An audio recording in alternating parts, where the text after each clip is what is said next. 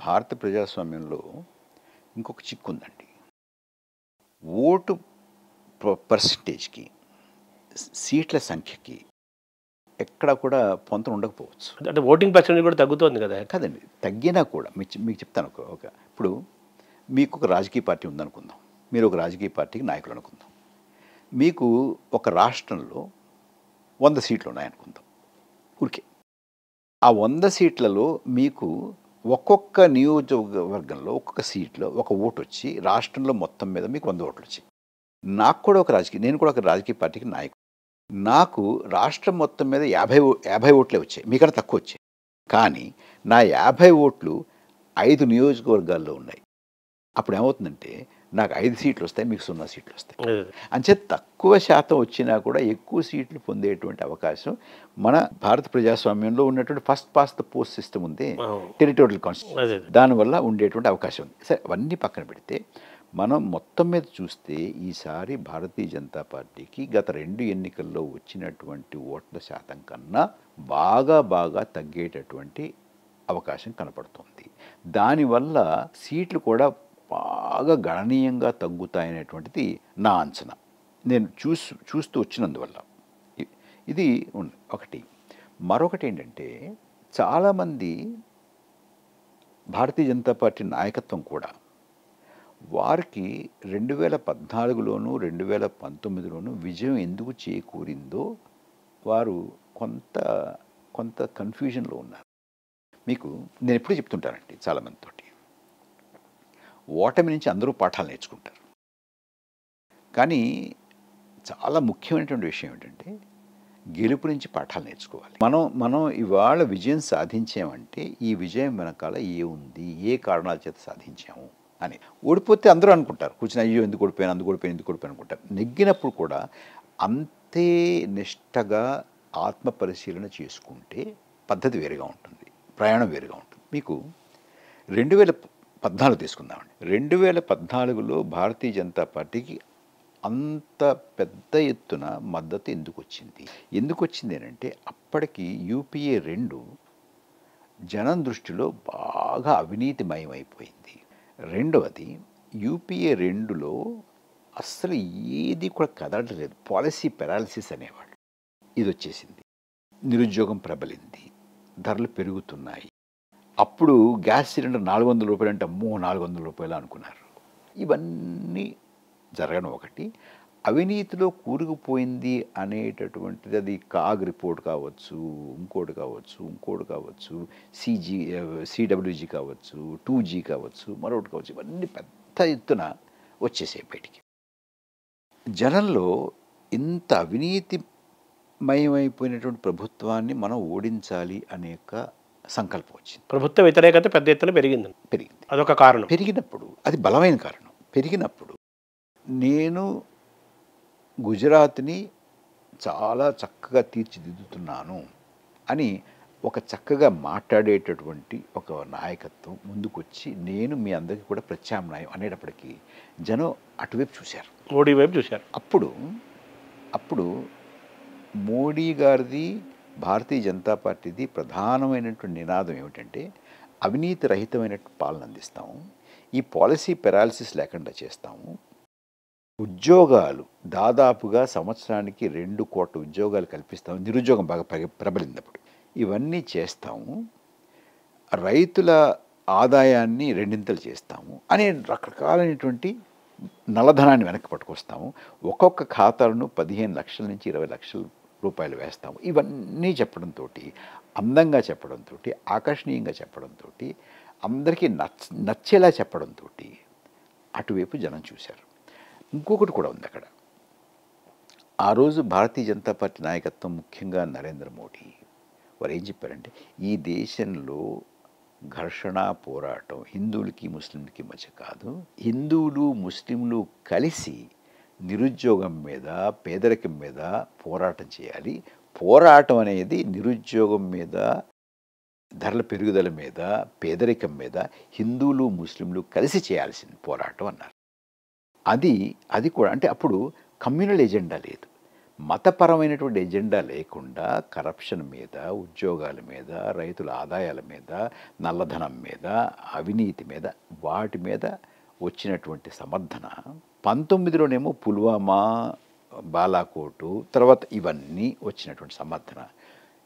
వీళ్ళు ఏమనుకున్నారంటే మనం అమలు చేసేటటువంటి హిందుత్వ ఎజెండా, మతపరమైనటువంటి ఎజెండాకి ఇదంతా సమర్థన అనుకుని ఇవాళ ప్రధానమంత్రి గారు 10 సంవత్సరాల అధికారంలో ఉండి 10 సంవత్సరాలు ప్రభుత్వాన్ని నడిపి నేను ఇన్ని ఉద్యోగాలు కల్పించాను, నేను ఇంత నల్లధనాన్ని వెనక్కి తీసుకొచ్చాను, ధరలు ఇలా తగ్గించాను, లేకపోతే రైతులకు ఇలా చేద్దాం అనుకున్నాను, ఇలా చేశాను, ఇంత జరిగింది, ఇంత జరగలేదు అనేటువంటి మాట మాట్లాడకుండా నేను మందిరాలు కట్టాను, లేకపోతే హిందువులకి, ముస్లింలకి మంగళసూత్రాలు, మాంసం, ఈ బట్టలు, ఆ బట్టలు, ఎక్కువ పిల్లలు పుట్టించేవాడు, ఇటువైపు వెళ్ళేటప్పటికి అంటే ఇన్నాళ్ళు ఈ గత 2 ఎన్నికలు కూడా ఈ ఎజెండా మీద వచ్చాము అని చెప్పి మళ్ళీ ఎజెండా పట్టుకొస్తే మనం వస్తాం అనుకుంటున్నారు వాళ్ళు. కాదు, గత 2 ఎన్నికలు కూడా ఆ జరిగినటువంటి నేపథ్యం వేరు, అప్పుడు ఉన్నటువంటి అంశాలు వేరు, జనం చూసినటువంటి తీరు వేరు, ఇవాళ చూస్తున్నటువంటి తీరు వేరు. ఇంకొక మాట అనుకుంటే ఇందులో మీకు హిందుత్వ అనేటువంటి ఎజెండా అంటే ఈ దేశం హిందువులకే చెందుతుంది అనేటువంటి ఎజెండాతోటి ఇంకా మిగతావి ఏమీ మాట్లాడకుండా ఇదే మాట్లాడుతూ ఉన్నప్పుడు భారతీయ జనతా పార్టీకి కానీ, హిందూ మహాసభకి కానీ, అంతకుముందు ఉన్నటువంటి భారతీయ జనసంఘానికి కానీ పెద్దగా మద్దతు ఈ దేశంలో రాలా. భారతీయ జనసంఘం ఉన్నప్పుడు వారికి ఇప్పుడు కూడా 12% దాటలా. వాజ్పేయి గారు వచ్చి నేను ఆర్టికల్ 370 పక్కన పెడుతున్నాను, రామ మందిరం పక్కన పెడుతున్నాను, బాబ్రీ మసీద్ పక్కన పెడుతున్నాను, తర్వాత యూనిఫామ్ సివిల్ కోడ్ పక్కన పెడుతున్నాను, ఇది కేవలం ఎజెండా ఫర్ గవర్నెన్స్ డెవలప్మెంట్ అంటూ ముందుకొస్తే వారికి 25-26% వచ్చింది. అంతకుముందు అద్వానీ గారు కానీ మరొకరు కానీ మరొక రకమైన ఎజెండా వచ్చినప్పుడు, ఆ ఎజెండాతో ముందుకు వచ్చినప్పుడు అంత మద్దతు రాలేదు.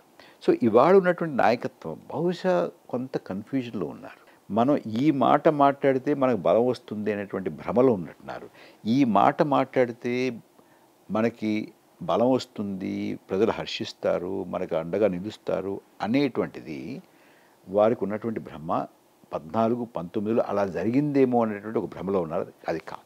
అంటే ఇప్పుడు 2014లో అప్పుడున్న పరిస్థితులు, కాంగ్రెస్ ప్రభుత్వం 10 ఏళ్ల పాలన పట్ల ఉన్న వ్యతిరేకత, దేశంలో ఉన్న సమస్యలు, తర్వాత గుజరాత్ ముఖ్యమంత్రిగా మోదీ ఒక సక్సెస్, తర్వాత తను తాను ఒక గొప్ప నాయకుడిగా విశ్వాసాన్ని కలగజేయడంలో జరిగిన సక్సెస్, అవన్నీ కలిపి 2014లో బీజేపీ ప్రభుత్వాన్ని నరేంద్ర మోదీ ప్రధానమంత్రిగా జనం ఎన్నుకున్నారు. 14లో ఎన్నుకున్నారు. 19లో మీరు చెప్పిన ఆ సందర్భం ద్వారా ఇంకా ఎక్కువ సీట్లతోటి 2019లో గెలిచారు. అంటే 2014లో ఉన్న పరిస్థితులు, వాళ్ళు ఎంచుకున్న ఎజెండా సక్సెస్ అయింది, వాళ్ళు తీసుకున్న థియరీ ఆఫ్ ప్రాపగాండా అది సక్సెస్ అయింది. 2019లో వాళ్ళు తీసుకున్న నిర్ణయాలు, తర్వాత ఆయన పట్ల విశ్వాసము అలాగే పదిలంగా ఉండటం వల్ల సక్సెస్ అయ్యారు. కానీ ఈ 2024లో వాళ్ళు ఎంచుకున్న ఎజెండా కానీ వాళ్ళు వెళ్తున్న విధానం పట్ల ఇప్పుడున్న వాళ్ళ థియరీలు వాళ్ళు ఫెయిల్ అయ్యి ఉన్నారు, సరిగ్గా వెళ్ళటం లేదు, అంత బలంగా లేదు, గతంలో కంటే బలంగా లేదు. కాబట్టి ఈసారి వాళ్ళు సక్సెస్ అయ్యే అవకాశం లేదు, తప్పనిసరిగా వాళ్ళు ఫెయిల్ అవుతారు. రేపు 2024 ఎన్నికల్లో మరి ఎన్డీఏ ప్రభుత్వం, బీజేపీ ప్రభుత్వం అధికారంలోకి వచ్చే అవకాశాలు లేవనేది మీ ఒక ప్రగాఢమైన విశ్వాసం, మీ అంచనాల నేపథ్యంలో. నా అంచనా అండి ఇది. అది అంచనాల నేపథ్యంలో ఉన్న ఇంకొక మాట అండి. ఇప్పుడు మీరు చూస్తారు, ఒక బ్రాండ్ నరేంద్ర మోడీ 14లోనో 19లోనో ఒక బ్రాండ్ అండి.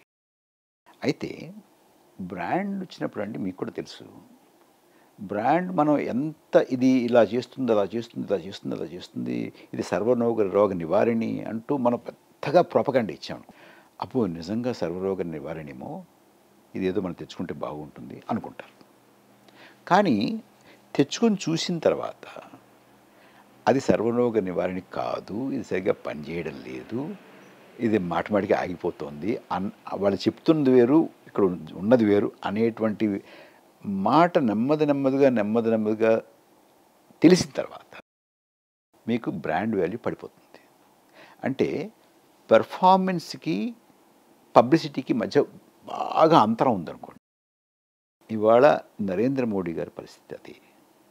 ఇప్పుడు ఆయన్ని బ్రాండ్ కింద లాంచ్ చేసినప్పుడు ఏమైంది, చాలా గుజరాత్ని బాగా అభివృద్ధి చేసినటువంటి నాయకుడు, అవినీతిని సహించినటువంటి నాయకుడు, 2 కోట్ల ఉద్యోగాలు ఇచ్చేటువంటి నాయకుడు, ఆయన నల్లధనాన్ని పూర్తిగా తీసుకొచ్చేసేటువంటి నాయకుడు, రైతుల ఆదాయాన్ని రెండింతలు చేసేటువంటి నాయకుడు, అలాంటి నాయకుడు, ఇలాంటి నాయకుడు, ఇలాంటి నాయకుడు, అలాంటి నాయకుడు అన్నారు.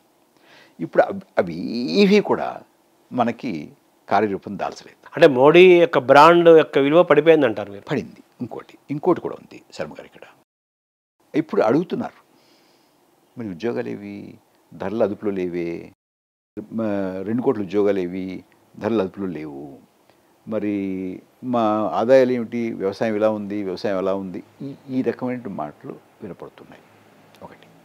రెండోది, నేను అనుకోవడం, బ్రాండ్ని ఎప్పుడు ఓవర్ ఎక్స్పోజ్ చేయకూడదండి.